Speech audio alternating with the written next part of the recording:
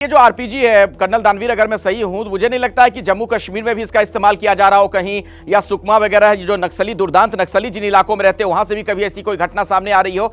तो फिर ये कौन हो सकता है इसके पीछे, आपकी समझ क्या कहती है?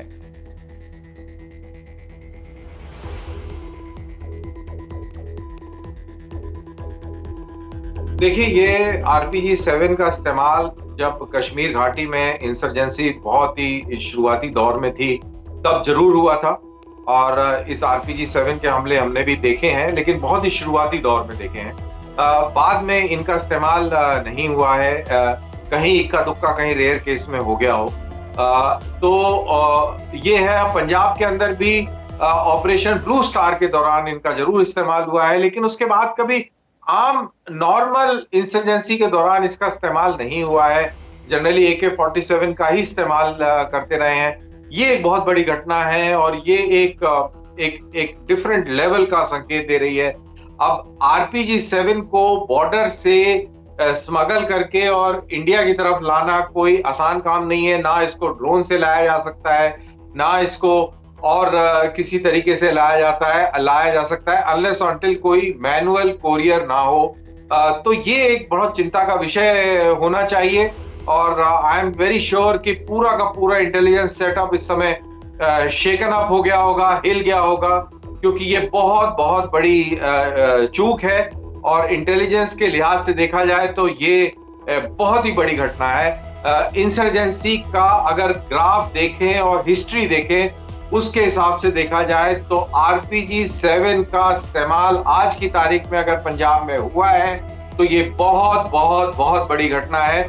इसको मैं I can't explain how serious it is, लेकिन ये बहुत सीरियस घटना है। ये कोई नॉर्मल घटना नहीं है। और इन्होंने ये इंटेलिजेंस की बिल्डिंग के ऊपर टारगेट जो किया है, इससे ये बिल्कुल क्लियर कट ये बता रहा है कि देखिए और भी हमले होंगे।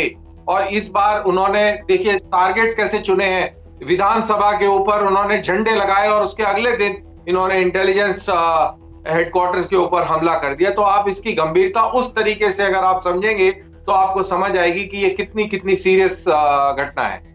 आप कर्नल दानवीर मेरे ख्याल से ये कहना चाह रहे हैं कि एक तरीके से ये संकेत है, इशारों में बहुत कुछ कहने की कोशिश है, ये बताने का प्रयास किया जा रहा है कि देखो हम कितने ताकतवर हो रहे हैं, और एक तरीके से ये डराने का भी प्रयास है, कोशिश है। क्या हम कह सकते हैं?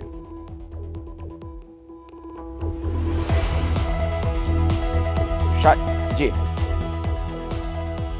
100%। और इसमें आप पन्नू की धमकियां, इसके अंदर आप पटियाला की घटना, इसके अंदर आप हिमाचल प्रदेश की घटना, इन सब को जोड़कर देखेंगे तो आपको पिक्चर क्लियरली नजर आएगी। और जो बौखलाहट पड़ोसी मुल्क के अंदर है कि किस तरीके से कश्मीर घाटी के अंदर ये अमनो चैन लाते चले आ रहे हैं। आज की तारीख में मात्र 150 आतंकवादी कश्मीर घाटी में बचा है। और आज जब इसकी चर्चा हो रही थी तो मैं ये अपने दिन याद कर रहा था कि 2000 में जब मैंने घाटी को एक्टिवली छोड़ा था तब 3000 आतंकवादी थे। तो कितना जबरदस्त कंट्रोल हम लेके आ गए हैं। तो पड़ोसी मुल्क के अंदर बौखलाहट है और ये एक उनको ओपनिंग नजर आ रही है, ये एक डिवाइड नजर आ रहा है जिसको वो एक्सप्लॉइट कर रहे हैं।